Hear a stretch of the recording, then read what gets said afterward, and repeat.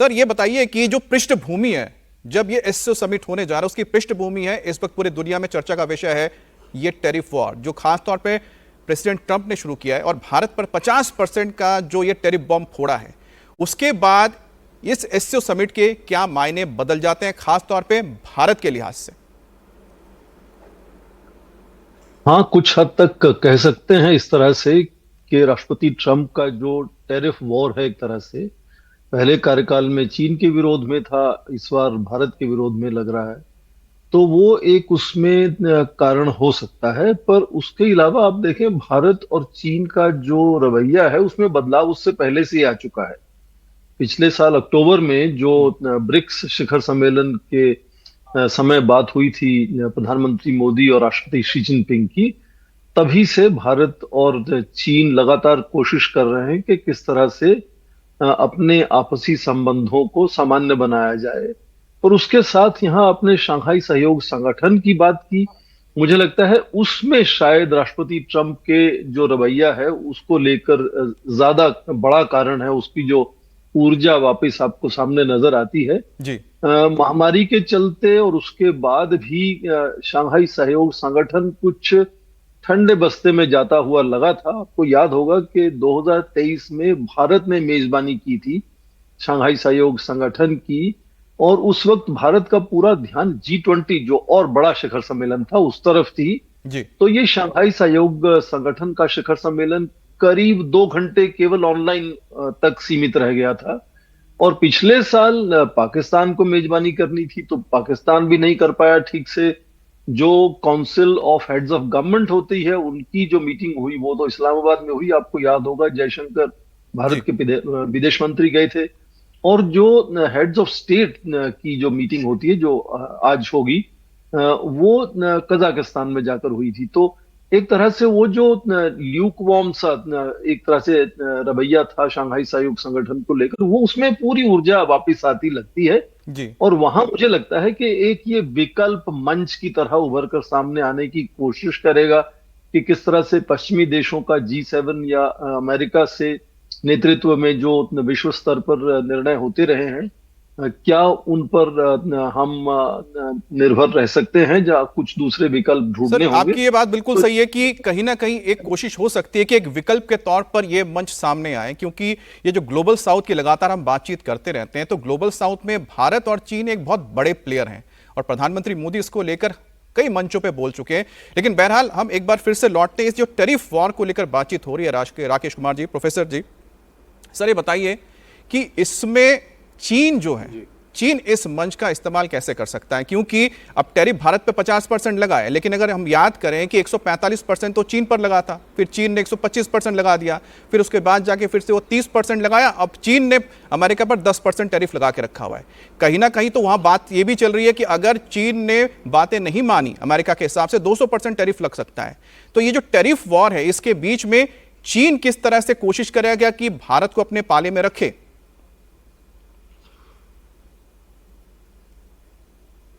ये देखिए, चीन शुरुआती दौर से ही ये ट्रंप के पहले से ही वो काफ़ी तैयारी कर चुका है।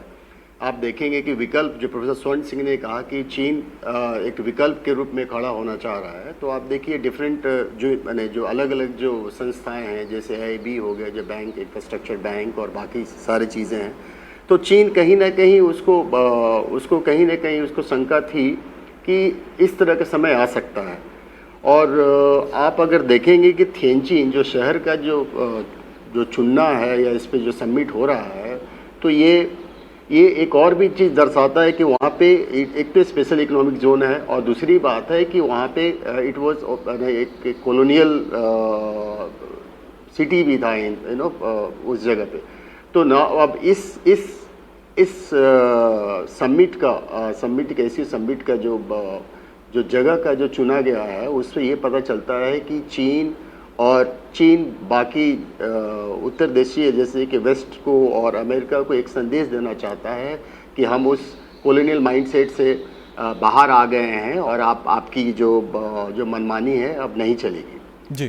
तो ये टैरिफ, और दूसरी बात आप देखेंगे कि जो चीन और भारत का जो संबंध अब राजीव गांधी के दौरे के बाद ये पहला ऐसा दौरा होगा जो काफ़ी हिस्टोरिक होगा।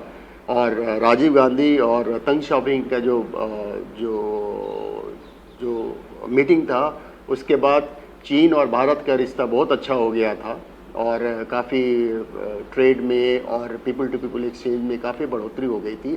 तो इस बार प्रधानमंत्री मोदी का जो दौरा होगा ये बहुत हिस्टोरिक होगा और भारत चीन अपने पुरानी गलतियों को से सीख कर और अपने रिश्ता को और अच्छा बढ़ाना चाहेगा। बिल्कुल। और सर, क्योंकि मुझे लगता है कि जैसा आप बता रहे हैं कि ऐतिहासिक इस लिहाज से भी है कि करीब 7 साल बाद प्रधानमंत्री मोदी दौरा कर रहे हैं और खासतौर पे जो गलवान का जो ये घटना हुई थी, गलवान में जो झड़प हुई थी, उसके बाद से जिस तरह से दोनों के रिश्तों में एक ठंडक आ गई थी, उसके बाद से एक बार फिर से कोशिश हुई है कि एक बार फिर से दोनों देशों के बीच जो रिश्ते हैं वो बेहतर हो। जो खासतौर पे जो ये सीमा विवाद है, इसको कैसे सुलझाया जाए, ये भी बहुत बड़ा मुद्दा है जिसको लेकर लगातार बातचीत चल रही है।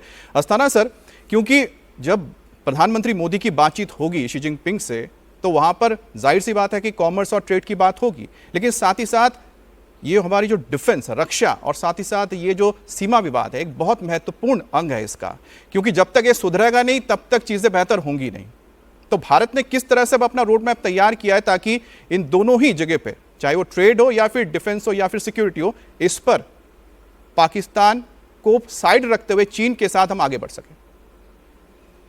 देखिए, जो अभी मीटिंग होनी है प्रेसिडेंट शी जिनपिंग के साथ प्राइम मिनिस्टर मोदी की, उसमें जैसा कि मेरा अपना मानना है कुछ स्टेप्स ऑलरेडी लिए जा चुके हैं। अभी ये जो 24वीं स्पेशल रिप्रेजेंटेटिव्स की मीटिंग हुई थी वांगी और अजीत डोभाल के बीच में, उसमें उन्होंने एक रूपरेखा बना दी थी और उससे हमें अंदाजा लगता है कि इन दोनों के बीच में क्या बात होगी। रूपरेखा में देखिए 3-4 चीजें उभर के सामने आई थी कि हमें आगे बढ़ना चाहिए और हमें बॉर्डर का डिलिमिटेशन करना चाहिए। और उसी में 1-2 चीज जो समझ के सामने आई, उन्होंने बोला था कि एक जनरल लेवल मैकेनिज्म इनिशिएट किया जाए जी। और उस मैकेनिज्म के 2 मुद्दे होंगे। पहला मुद्दा होगा डिलिमिटेशन का और दूसरा मुद्दा होगा कि कैसे चीजें ना भड़कें, यानी कि पीस और ट्रैंक्विलिटी, यानी कि शांति कैसे रहे बॉर्डर के ऊपर। तो इस चीज के ऊपर एक तरीके से ये समझ लीजिए आप ग्रुप बने हैं और ये ग्रुप आगे बढ़ के काम करेंगे। तो जाहिर है कि जब ये दोनों नेता मिलेंगे, ये भी इसी चीज को इंसिस्ट करेंगे कि किस तरीके से हमारे संबंध उभर कर अच्छे आ रहे हैं और कैसे हम इसको आगे कर रहे हैं। अभी आपके रिपोर्टर ने ऑलरेडी बताया कि कई चीजें शुरू हो चुकी हैं इस मीटिंग से पहले ही। बॉर्डर ट्रेड खुल गया है, टूरिस्ट वीसा खुल चुके हैं, फ्लाइट डायरेक्ट की बातचीत चल रही है और साथ ही साथ चीन ने भी अपनी तरफ से कुछ उत्सुकता दिखाई है। उन्होंने भी कुछ जो प्रतिबंध लगाए थे रेयर अर्थ के ऊपर, कुछ रॉ मटेरियल्स के ऊपर, कुछ मैग्नेट्स के ऊपर, टनलिंग मशीनरी के ऊपर, वो उन्होंने उठा दी। तो ये एक तरीके से कोशिश की जा रही है। लेकिन इस कोशिश की पृष्ठभूमि में मैं थोड़ा सा आना चाहूंगा। देखिए, इस समय भारत और चीन के इंटरेस्ट काफी मिलते हैं और इसलिए ये महत्वपूर्ण हो जाता है ये जो मीटिंग है। क्यों मिल रहे हैं? क्योंकि एक नए किस्म का जो है, एक अमेरिका में जब प्रेसिडेंट ट्रंप ने टैरिफ लगाया, वो ये सिर्फ टैरिफ की ही बात नहीं, उन्होंने केंद्रित किया है कि भाई ब्रिक्स जो है वो मेरे वर्चस्व को खत्म कर सकता है, वो अगर आपस में ट्रेड करेंगे तो मुझे नुकसान है, अगर वो डील डॉलराइजेशन की बात करेंगे तो मेरी प्रभुत्व को खतरा है, ऐसा प्रेसिडेंट ट्रंप मानते हैं और वो इनको टारगेट करना चाहते हैं जी। अब उन्होंने सबको तो एक साथ टारगेट नहीं कर सकते, तो पहले उन्होंने क्या करा, चीन के खिलाफ 250% तक चले गए और 245% तक टैरिफ में, तो एक बाउट जो है लड़ाई का उनके साथ हो चुका है। उसके बाद वो आए कि अभी चलो चीन को छोड़ो, क्योंकि सबको एक साथ तो मैं नहीं कर पाऊंगा, तो अभी पहले भारत और ब्राजील के पीछे पड़ो। दोनों के ऊपर उन्होंने 50% टैरिफ लगा दिए, ये सोच के कि अगर ये दोनों लाइन पे आ जाते हैं तो शायद मैं फिर चीन के साथ हैंडल कर सकता हूं। अमेरिका का ये मानना है, स्पेशली प्रेसिडेंट ट्रंप का, कि अगर इंडिविजुअली जितने भी ये ब्रिक्स कंट्रीज हैं, इनकी जो ट्रेड है अमेरिका के साथ वो तकरीबन आता है $3 ट्रिलियन और इनका आपस का ट्रेड है तकरीबन $700 बिलियन। तो वो ये उम्मीद कर रहे हैं कि ये इकट्ठे नहीं होंगे। लेकिन इस जो मीटिंग है इसमें आप देखेंगे कि सबसे बड़ी चीज है ऑप्टिक्स, और इस ऑप्टिक्स में तीनों बड़े देश एक साथ आ रहे हैं, तीनों लीडर एक साथ आ रहे हैं। ये सबसे बड़ा एससीओ समिट है हिस्ट्री में, जिसमें सबसे ज्यादा हेड ऑफ स्टेट्स आ रहे हैं और इसका आयोजन भी उसी मुताबिक उतना बड़ा हुआ है। और ये ऑप्टिक्स ये साफ नजर आता है कि ग्लोबल साउथ उभर के सामने आ रहा है, एक ऑल्टरनेट सिस्टम आ रहा है। ये एशिया की सेंचुरी होने वाली है, यूरेशिया की सेंचुरी होने वाली है, और यूएस लेड वेस्ट का, यूएस के नेतृत्व वाले वेस्ट का अभी प्रभुत्व जो है वो उसकी उल्टी गिनती शुरू हो गई है। तो ये एक मैसेज है, बड़ा मैसेज, जो चारों तरफ से जा रहा है। और भारत और चीन के संबंध अगर अच्छे हो जाते हैं, सामरिक तौर पे भी अगर आप देखें तो अगर भारत और चीन के संबंध अच्छे हैं तो पाकिस्तान भी अपने कंट्रोल में रहेगा, और उसी मुताबिक जो अमेरिका है उसको भी 10 बार सोचना पड़ेगा भारत से बातचीत करने में, क्योंकि उधर भी यहीं पर ही तो आकर चीजें कहीं ना कहीं रुक जाती है कि जो चीन और पाकिस्तान के रिश्ते हैं वो इस कदर मतलब दोस्ताना है, इस कदर उनके कहते हैं ना कि ये तो आयरन ब्रदर्स हैं। ये एक सबसे बड़ा मुद्दा है, मुझे लगता है कि भारत और चीन के बीच कई बार आड़े आ जाता है। राजीव सर, ये बताइए कि जब बातचीत होगी भारत और चीन के राष्ट्रपति की, यानी कि प्रधानमंत्री मोदी और शी जिनपिंग की, इस दौरान तो हम तो कह रहे हैं कि ट्रेड की बात होगी, लेकिन क्या प्रधानमंत्री मोदी ये टेररिज्म का मुद्दा उठाएंगे कि नहीं उठाएंगे? क्योंकि ये एक बहुत बड़ा मसला है जो इस पूरे रीजन को लगातार कहीं ना कहीं एक बोलते हैं ना कि बेहतर जगह बनाने से रोक रहा है। बिल्कुल सही कह रहे हैं अमिताभ कि हमारे लिए टेररिज्म, क्रॉस बॉर्डर टेररिज्म बहुत इम्पोर्टेंट मुद्दा है, और खासकर जो पहलगाम अटैक और ऑफ सिंदूर के बाद। और अगर आपको याद हो, जून में अभी कुछ महीने पहले ही हमारे डिफेंस मिनिस्टर राजनाथ सिंह जी चीन गए थे एससीओ डिफेंस मिनिस्टर समिट के लिए, और उसमें क्योंकि एससीओ के जो ज्वाइंट स्टेटमेंट है उसमें उन्होंने क्रॉस बॉर्डर टेररिज्म को इंडोर्स करने से मना कर दिया था, तो व्यूअर्स को शायद याद होगा कि राजनाथ सिंह ने उस स्टेटमेंट को साइन नहीं किया था और बिना साइन स्टेटमेंट के ही वापस आ गए थे। सो हमारे लिए क्रॉस बॉर्डर टेररिज्म बहुत जरूरी है। उसके अलावा भी बहुत सारे कंसर्न्स हैं। क्रॉस बॉर्डर टेररिज्म एक है, जैसा कि पहले पैनलिस्ट ने बोला, एक बाउंड्री इशू बहुत बड़ा मुद्दा है, और पिछले 25 साल से 2000-2001 से जो है ये बातें चल रही हैं। बट मुझे ऐसा लगता है कि 2-3 मुद्दे हैं जो कि अब इंडिया और चाइना के लिए बहुत क्लियर हो गए हैं। चाइना के लिए मुद्दा बहुत क्लियर हो गया है कि इंडिया कोई पुश ओवर नहीं है, तो इंडिया को ना आप ट्रेड के मामले में दबा सकते हैं, ना आप शक्ति के द्वारा दबा सकते हैं। और 2020 गलवान जो था वो एक तरह से चाइना को, अगर मैं चाइना का कह सकता हूं कि एक उनके लिए टेस्ट था कि इंडिया के सिक्योरिटी विल और सिक्योरिटी प्रिपेयर्डनेस को टेस्ट करना। और गलवान में जो हमने जवाबी उनको जवाब दिया था, उसके बाद से जो है उन्हें पता चल गया है कि भाई भारत को आप मिलिटरली दबा नहीं सकते। उसके बाद जो ऑपरेशन सिंदूर हुआ, जिस प्रकार से भारतीय सेना ने 4 दिन के अंदर पाकिस्तान को घुटनों पे डाल दिया, और चाइना के द्वारा प्रोवाइड किए गए जितने भी वेपन प्लेटफॉर्म्स थे वो फेल हुए, वो भी एक चाइना के लिए बहुत बड़ा सिग्नल है। तो ये जो सारे मुद्दे हैं, इनके बीच में चाइना को बहुत क्लियर हो गया कि भारत को अब इग्नोर नहीं किया जा सकता।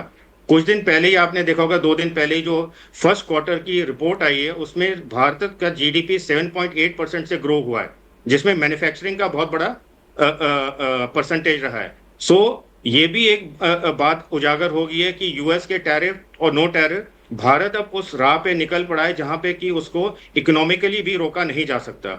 तो चाइना के लिए एक ये बहुत बड़ा संदेश है कि भारत को आप ना तो नजरअंदाज कर सकते हैं और ना आप उसको जो है विफल कर सकते हैं। जहां तक भारत की सवाल है, हमें बिल्कुल ये तो बात माननी ही पड़ेगी कि पाकिस्तान को सपोर्ट जो चाइना का है, चाहे इकोनॉमिकली है चाहे मिलिटरली है, वो हमेशा रहेगा, बिकॉज उनके जो संबंध हैं। और जीरो सम गेम नहीं खेला जा सकता कि चाइना सारी हमारी शर्तें मानेगा तभी हम उनसे बातचीत करेंगे। सो भारत के लिए मेरी तरफ से जो मैं समझता हूं एक स्लोगन होना चाहिए, वो है कि आप सजग रहो और सशक्त बनो, विजिलेंट रहो, जो भी चाइना कर रहा है उसके ऊपर नजर रखो। ये ना हो कि आप दोबारा कभी धोखे में आ जाओ, और साथ साथ अपनी सामरिक शक्ति, अपनी इकोनॉमिक शक्ति, अपनी मिलिट्री शक्ति बढ़ाते रहें, ताकि दोबारा कोई इस तरह का हिम्मत ना हो कि चाइना कभी भी किसी बॉर्डर इशू पे कर सके। तो राजीव सर, जो आपने बात कही है कि यही मुझे लगता है मूल मुद्दा है, शायद या मूल मंत्र आप कह सकते हैं, कि जहां पर हमें सजग रहना है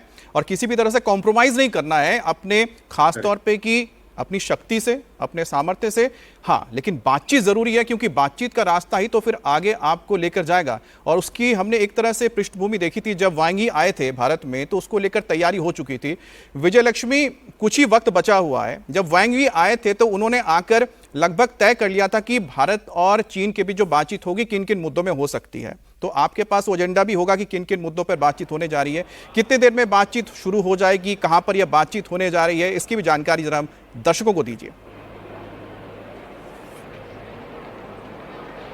देखिए, फिलहाल 11:55 का समय यहाँ पर हुआ है चीन के लोकल टाइम की अगर मैं बात करूँ, और 12 बजे का समय हमें दिया गया है। 12 बजे से 12:40 के बीच में ये मीटिंग जो है प्रधानमंत्री नरेंद्र मोदी और चीन के राष्ट्रपति शी जिनपिंग के बीच में होगी। और जिस तरह से आपने कहा कि एक ब्रॉड लाइन ऑफ एजेंडा मोटा मोटी तय हो गई थी जब वांग यी भी आए, क्योंकि 10 मोटे मोटे मैकेनिज्म उस मीटिंग के बाद भी जो है वो सामने आए थे, जिसमें से एक रिजम्पशन ऑफ एयर सर्विसेज भी था दोनों देशों के बीच में। इसके अलावा ट्रेड, 3 बॉर्डर से ट्रेड खोलने की बात भी थी, और तमाम चीज़ें जो थी वो थी। अब मुझे लगता है कि आज वहीं से चीज़ें थोड़ी आगे, जब ये द्विपक्षीय मीटिंग होगी तो वहीं से तमाम चीज़ें आगे होंगी। और ट्रेड टैरिफ का मसला जो है वो पूरा हम देख रहे हैं कि पूरी दुनिया की नज़रें टिकी हुई हैं। जिस तरह से अमेरिका ने भारत पर ट्रेड टैरिफ लगाए हैं 50% का टैरिफ, तो उसमें क्या एक नया रीअलाइनमेंट है?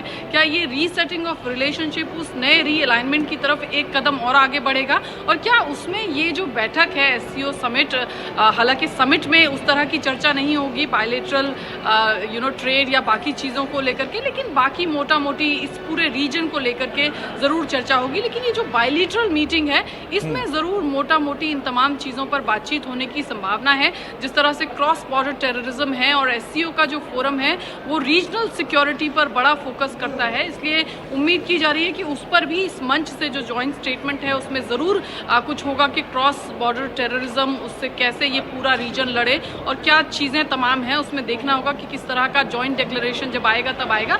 लेकिन आज की मीटिंग में उम्मीद मोटा मोटी इन तमाम चीज़ों पर ही की जा रही है कि बातचीत होगी। लेकिन अभी कोई ऐसा स्पेसिफिक ऑफिशियल अनाउंसमेंट जी नहीं है। मीटिंग के बाद जब कोई औपचारिक ऐलान होगा तो पता चलेगा कि किन किन मुद्दों पर बातचीत आज की बैठक में हुई।